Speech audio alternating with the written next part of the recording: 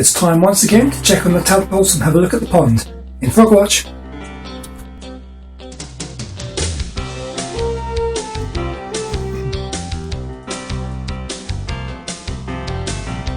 Hi guys, right, we have had this tank for a little while now and we can see that the water has dropped quite significantly, so I'm going to need to top this up.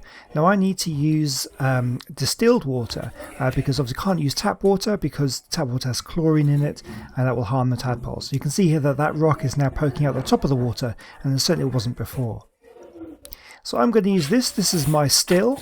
This will distill the water and will give nice sort of clean, safe water to use in our tank. So what I need to do is to turn on this tap here. This will start the water flowing into the body there. Now I get it so that the flow is kind of a constant flow and the water should just peak up above the top of this little ring here, just like that. That's how I know that enough water is going in. So what happens is, I'll just switch it on and get it started. Okay, so this is my container, and I'm going to pop the tube in the end. That's where the distilled water is going to go, and I want to fill that up. So what happens is the water comes into this main part here and will start boiling, and the vapor will travel up this tube. It will condense on this spiral and drip down to the bottom, go down this tube and into the container. So we'll leave that going. Let's go and have a look at the pond. Now there is something that I want to show you. Unfortunately it's very sunny and I couldn't see the screen on my camera, so I'm not always pointing the camera directly at what I'm trying to show you, but right there you can see occasionally at the bottom of the screen here is I believe it's a leech. And there are quite a few of these in the pond. At first I thought it might be a flatworm, but having sort of looked at pictures of flatworms and some videos of how they move, this does not look or move like a flatworm, so I don't think it is a flatworm. I think it is a leech. The way it moves, you can see it's kind of moving about there. Now I'm poking it with a stick a little bit here to try and get it to move.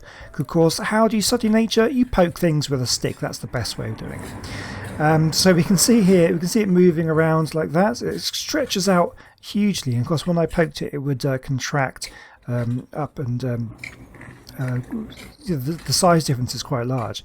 There you can see it is now moving, and it's going to go back into the water in the pond there. So these things will feed on other sort of invertebrates in the pond, maybe the snails, and sort of organic matter in there. You can see there's a couple more down at the bottom under the water.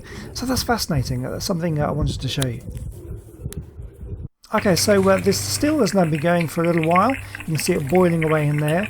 Now the cold water that's coming in, that goes through the spiral, so that's why the vapour will condense onto that spiral and spin down, drips out into the bottom. It will come out of this outlet and it follows the pipe down into the canister, which is now almost full. So I'm going to put this into the tank. So I've put it into the speaker to make it a little bit easier to pour out. And all I'm going to do is just gently pour this into the tank, trying not to disturb the tadpoles too much. So we'll just pour it in like that. And I'll pour it onto the rock just so it doesn't disturb the pebbles and things under the water too much.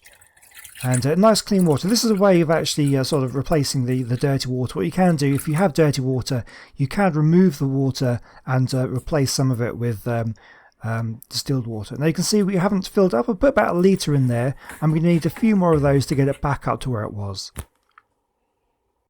So there we go. I've filled it up back up to the level where it was.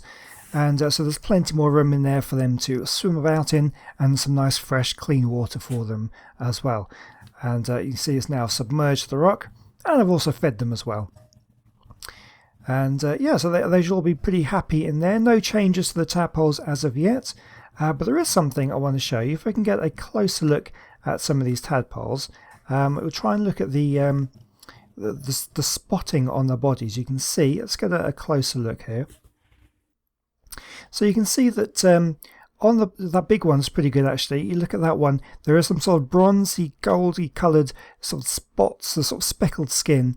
Now that's actually a good identification that these are common frog tadpoles. That's the way you can tell them apart from toad tadpoles, because of this kind of bronze mottled appearance they have. You can get it in. I think I've got a magnifying glass here, and I'll just put that in front of the camera to hopefully try and get a bit of a closer look. It's a little bit bleached out because of the light, so I do apologise for that. But if I get in nice and close, you should see quite a good shot of the speckles on the skin of these the tadpoles, and you can actually see them chewing away at that leaf there as well. Absolutely fascinating to watch. I absolutely love it. But yeah, okay, so well, that's it for today. Thank you so much for watching.